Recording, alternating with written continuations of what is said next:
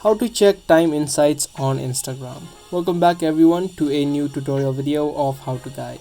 If you're trying to check the time insights on your professional account of Instagram, whether it be a creator account or a business account, then in this video let me show you how it's done.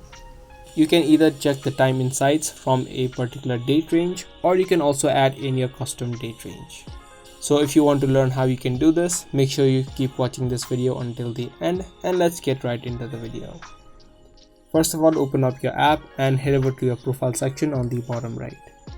From your profile section, just tap on the professional dashboard options and you can see all of these insights of your professional account. Now to check the time range, you just need to tap on see all on account insights on the top right. Now once you do this, you can see the default insight time range is 30 days. You can tap on this arrow and you can pick on the top from these given time periods, such as last 7 days, 14 days, 30 days, previous month, or last 90 days.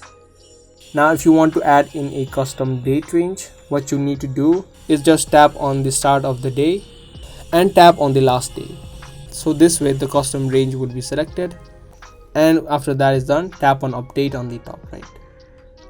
This way a custom option will appear on the top left, which means that you selected your custom type insight on your Instagram professional dashboard.